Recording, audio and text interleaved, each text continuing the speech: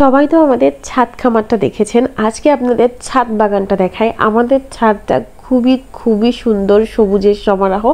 এটার বেশিরভাগই পরিশ্রম হচ্ছে আমার মাকে দেয়া যায়, কারণ সে এই সবে প্রচুর পরিমাণে সময় দেয়। আর ছাদের গাছে কিন্তু ফলনটা অনেকটাই কম হয়, কারণ হচ্ছে ছাদে টবে টবে গাছগুলো থাকে, এর জন্য ফলনগুলো কম হয়। আপনি যতই সার মাটি দেন না কেন, ছাদটা একদমই পরিপাটি ছিল। আমরা যখন ভ্যাকেশনে আর কি গিয়েছিলাম, তখন আর কি সব কিছু আর কি আমরাও চেষ্টা করেছি যে ছাদটা যেন একটু সুন্দর হয়।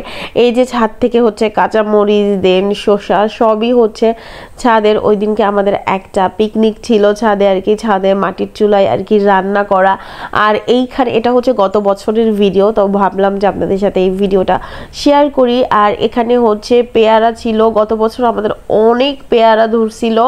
আর পোকের জন্য হচ্ছে পেয়ারাটা হচ্ছে পলি ব্যাগে আর কি রাখা হয়, যেন কোনো ধরনের পোক মাকড় আক্রমণ না করতে পারে, বা গায়ে যেন ওই যে সুন্দর একটা মিশ্রণ যেন থাকে, কোনো কাটাছিঁড়া যদি না থাকে ফলে আর কি।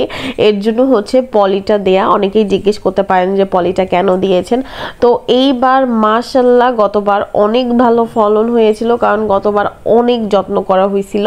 আর এইগুলোর পিছনে আমরা যতটা ফল পাই তার থেকে বেশি হচ্ছে আমাদের পরিশ্রম প্লাস ইনভেস্ট হয়। বাট ওই জিনিসটা আমরা হিসাব করি না, না শখ করে আর কি লাগানো, যেটাকে বলে। অনেকেই বলে যে ছাদে কেন বাগান করেছো, ওতে অনেক খরচ।